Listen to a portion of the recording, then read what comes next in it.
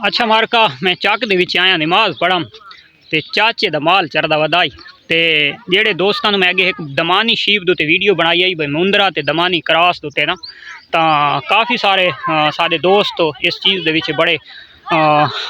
मुतमैन होए इंटरस्ट होए कि भाई यार असा भी इन यार शौक करा तो खैर ये मुंदरे दे नाल तो क्रॉसिंग नहीं है ये थी तो यानी कि कनाली नाल क्रॉस है लेकिन मैं क्वालिटी एक दमानी दे विच जड़ी निकलती है ब्रीड तो वो मैं तुहानू एक क्वालिटी सैंपल तौर पर दिखाना पिया ताकि सारे दोस्त जड़े उसन तो मुतमैन थी वैसन क्योंकि प्योर दमानी को वधिए थे कितने वधिए अच्छा उदे वधिए सब तो पहले मैं तुहानू प्योर दिखाना चाह उस तो बाद तुहानू हाइट का ज़्यादा इमदादा थी सी ताकि सारे जड़े न्यू शौकीन हजरात हैं वधिए ये दमानी है परले पास वधिए ये नॉर्मल हाइट है कान देखो कौन है छोटे छोटे ये हवाना चंगा लड़को है हुण इस जी चीज़ क्रॉस थी है जी ब्रीड बनी है तो वो मैं दिखाना ये इस ब्रीड आ बनी है उस तो बाद जी खासकर माशाल्लाह ये चीज़ आके बनी है ना ये चीज़ तुसां तसल्ली नाल देखनी है भाई फेस वाइस ही माशाल्लाह अच्छी हाइट ये तैयार वधिए चाचा है ना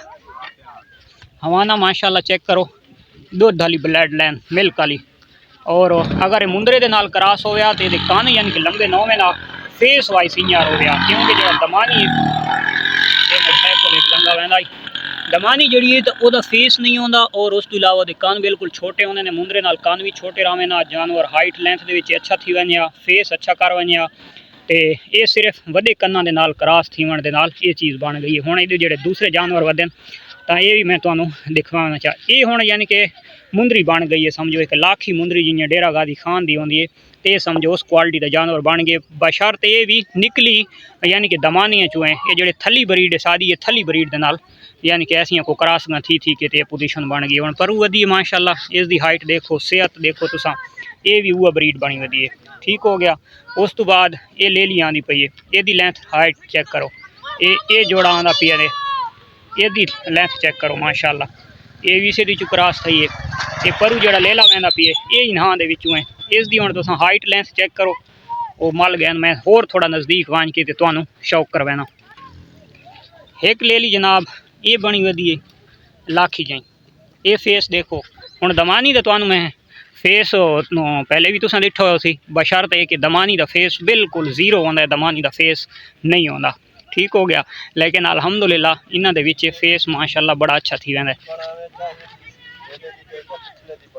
अच्छा ये दमानी है हुण चेक करो जी ये फेस देखो बिल्कुल जीरो है और ये खावन वास्ते समझो ये मकड़ी है ये चेक करो ये कोई घाह ही है जो खावन से लगे पैंदा और ताज़ी ताज़ी फ्रैश बारिश आई पई है इस बारिश दी बकरी तो बिल्कुल कुछ खाती नहीं ये हुण दमाने ने वधी भेद वधी है तो ये भी चेक करो फेस नहीं है लेकिन इन्हां दे विचों अग्गा माशाल्लाह फेस बन गया ये छतरी माशाल्लाह वधी है ये बिल्कुल कक्की बन गई है ये माशाल्लाह बड़ा प्यारा फेस है उस तो इलावा ये उपरली हुआ गब्बण वधी है ये छतरे दा हुण वेट तुसां चेक करो दे पाओ ये कुतरा हुए तो माशाल्लाह वेट देखो हाइट देखो ये केशे दी दमानी दी एक दोगला बना हुआ है तो ये वैसे सारी दूजी देसन भेद वधी है उस तो बाद ये दमानी दे विचों क्रॉस थी होया वधा है ये कान थोड़े लंबे की इस बार इस शक्ल नहीं वटाई और अपनी हाइट ने इस वधाई ये यानी कि प्योर हुई यार दमानी का दमानी वधा हैं ये सूप है ये जोड़ा जायस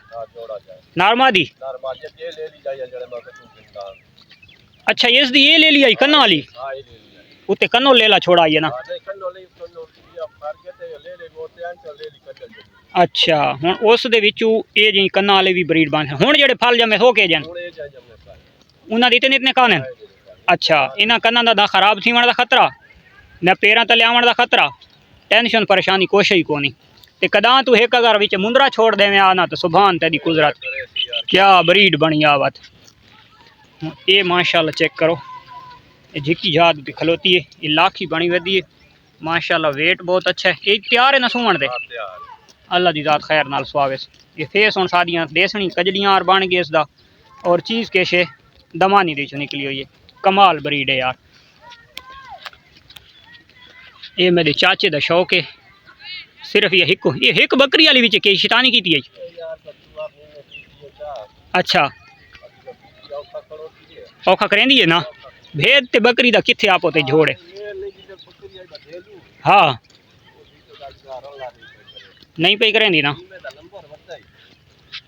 नहीं नंबर तेरे को मोबाइल है तो मिला देना ये चेक करो अच्छा चंगी गल है ये आने जनाब चाचे का शौक ते मिलते हैं इंशाल्लाह नेक्स्ट वीडियो तब तक देसो इजाज़त अल्लाह हाफिज़।